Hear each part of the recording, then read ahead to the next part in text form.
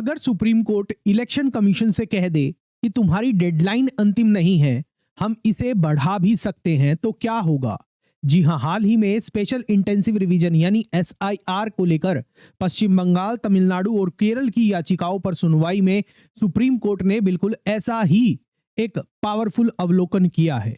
आज के इस वीडियो के अंदर हम समझेंगे कि सुप्रीम कोर्ट ने क्या कहा, राजनीतिक दल एसआईआर का विरोध क्यों कर रहे हैं और इलेक्शन कमीशन ऑफ इंडिया ने क्यों कहा कि पार्टियां सिर्फ डर फैलाने का माहौल बना रही हैं। और हां, ये जो पूरी चर्चा है कानूनी शिक्षा के उद्देश्य से है, किसी भी तरह की राजनीति नहीं है। मेरा नाम आशीष जैन है और मैं संस्थापक हूं दून लॉ मेंटर का, जहां हम आपकी तैयारी करवाते हैं न्यायिक सेवा परीक्षाओं की और सहायक अभियोजन अधिकारी परीक्षाओं की। तो चलिए मामले की सुनवाई के बारे में जिक्र करते हैं। सुनवाई और सुप्रीम कोर्ट का जो बड़ा बयान है इस पूरे मामले पर, उसको समझते हैं। ताजा सुनवाई में एसआईआर के खिलाफ दाखिल याचिकाओं पर मुख्य न्यायाधीश सूर्यकांत और जस्टिस जॉयमाला बागची की पीठ सुनवाई कर रही थी।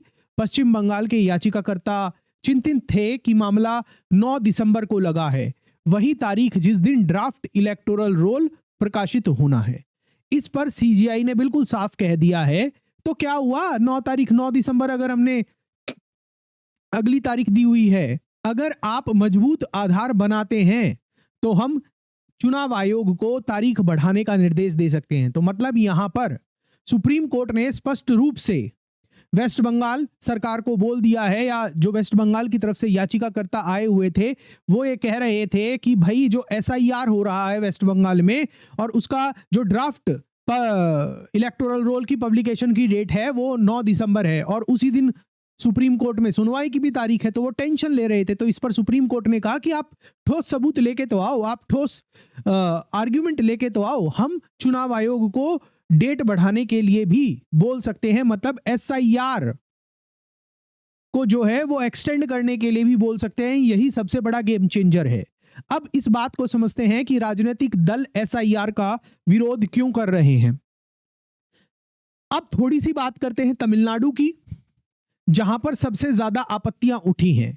यहां पर जो याचिकाएं हैं वो दाखिल की गई हैं डीएमके की तरफ से, सीपीआई-एम की तरफ से, टीवी के अभिनेता विजय की जो पार्टी है उसकी तरफ से और वीसीके के सांसद की तरफ से और कई एमएलए और राजनीतिक नेताओं की तरफ से याचिकाएं दायर की गई हैं। और जो उनके मुख्य तर्क हैं वो मेनली 3 पॉइंट्स पर आते हैं। जो पहला तर्क है वो ये है कि एसआईआर नागरिकता की जांच के तरह हो रहा है। मतलब तमिलनाडु के जो याचिकाकर्ता हैं वो ये कह रहे हैं कि जो एसआईआर चुनाव आयोग करवा रहा है वो बिल्कुल नागरिकता की जांच की तरह है और एसआईआर के नियमों से ऐसा लगता है कि वोटर को नागरिकता सिद्ध करनी पड़ रही है, खासकर वे लोग जिनका नाम 2003 की वोटर लिस्ट में नहीं था।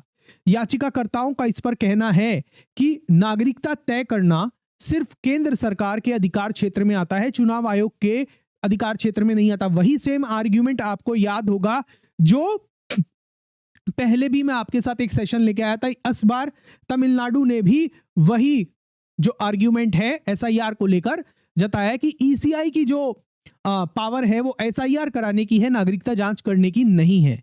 इसलिए जो तमिलनाडु की तरफ से ये बोला गया है कि जो ये एसआईआर है ये एक तरह की डी फैक्टो एनआरसी ही है।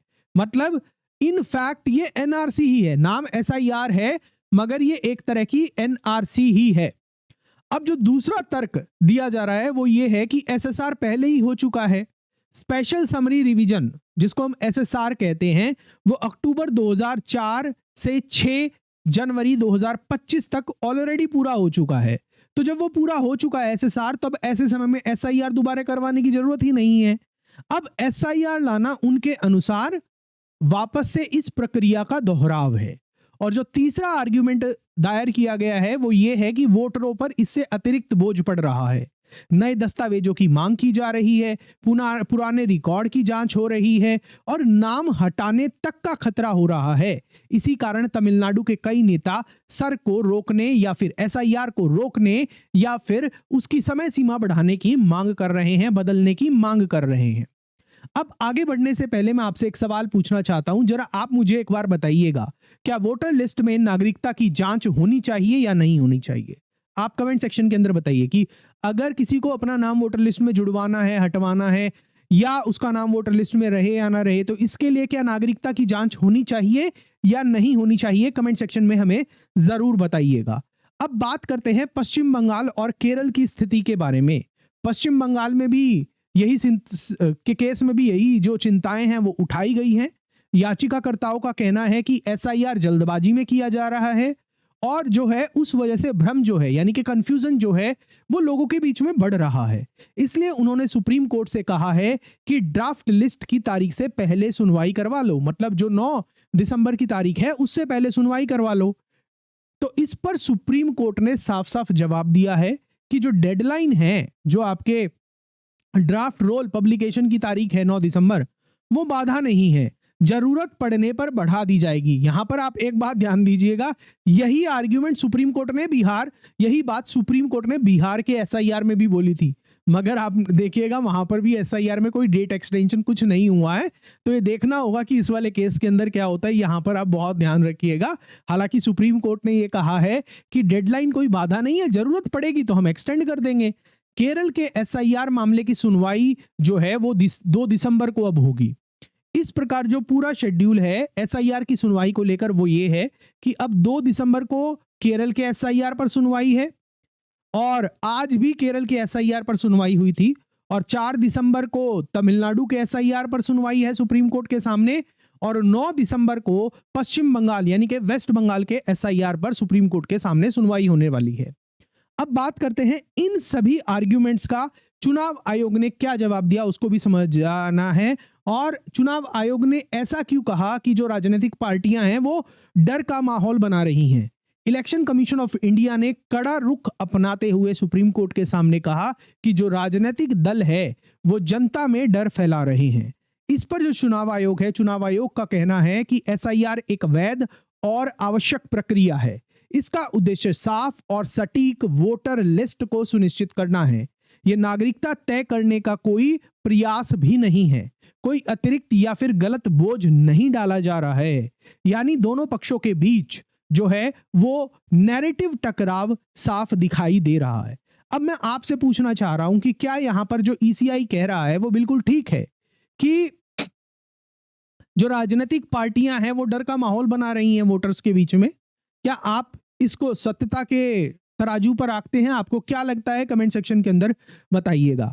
अब आगे बात करते हैं कि इस मामले के अंदर आगे क्या होगा, उसको समझते हैं और क्या हो सकता है। अब बड़ा जो सवाल है वो ये है सुप्रीम कोर्ट के सामने, क्या जो एसआईआर है वो आर्टिकल 324 के तहत ईसीआई की सीमाएं पार कर रहा है? जो चुनाव आयोग को पावर दी गई है संविधान के अनुच्छेद 324 के तहत, क्या एसआईआर करते हुए ईसीआई उन पावर को ओवर रीच कर रहा है? दूसरा सवाल यह है कि क्या नागरिकता की जांच का जो दायरा है वो ईसीआई के पास है? क्या चुनाव आयोग नागरिकता की जांच कर सकता है या नहीं कर सकता? और तीसरा जो सवाल है वो ये है कि सुप्रीम कोर्ट एसआईआर टाइमलाइन को क्या बदल देगा, क्या डेट एक्सटेंड करेगा? क्या अगली सुनवाई इस मामले पर ये सभी सवालों को तय करने वाली है। एसआईआर का क्या भविष्य होगा इन अगली सुनवाइयों पर चलेगा। अब अंत में हम अपने कंक्लूजन की तरफ चलते हैं। इस पूरी घटना से हमें 3 बातें समझ में आती हैं। पहली बात, क्या सुप्रीम कोर्ट चाहे तो एसआईआर की जो तारीखें हैं वो खुद बदल सकता है, बढ़ा सकता है। दूसरा, राजनीतिक दल एसआईआर को नागरिकता जांच की ओर झुकता हुआ मान रहे हैं। और तीसरा ये कि जो ईसीआई है यानी कि चुनाव आयोग जो है वो डर फैलाना इस चीज को बता रहा है राजनीतिक पार्टी की ओर से, और एसआईआर को चुनाव आयोग कह रहा है कि भाई ये बहुत जरूरी है, ये मामला करोड़ों वोटर को प्रभावित करता है। इसलिए आने वाले दिनों में सुप्रीम कोर्ट का जो फैसला है इस पूरे एसआईआर पर वो बेहद दिलचस्प होने वाला है और बहुत महत्वपूर्ण होने वाला है। लेकिन वीडियो खत्म करने से पहले मैं आपसे एक सवाल पूछना चाहता हूं, क्या आपको लगता है कि सुप्रीम कोर्ट को एसआईआर टाइमलाइन के अंदर इस समय पर दखल देना चाहिए या नहीं देना चाहिए? कमेंट में अपनी प्रतिक्रिया जरूर दीजिएगा। चैनल को सब्सक्राइब जरूर करिएगा, वीडियो को लाइक करके शेयर करिएगा, वीडियो को हाइप करिएगा, और आप हमें सपोर्ट कर सकते हैं सुपर थैंक्स के माध्यम से। चैनल की मेंबरशिप को ज्वाइन करते रहिए ताकि आपको बेहतरीन कंटेंट लीगल विश्लेषण मिलता रहे। अगर आप न्यायिक सेवा परीक्षाओं की, सहायक अभियोजन अधिकारी परीक्षाओं की तैयारी कर रहे हैं तो आप हमारे बार कोड से, हमारी ऐप से, Doon law mentor play store Google play store पर दून लॉ मेंटर ऐप जो हमारी ऑफिशियल ऐप है, वहां से हमारे कोर्सेज के अंदर एनरोल भी कर सकते हैं। मिलता हूं मैं आपसे अगले वीडियो में। जय हिंद।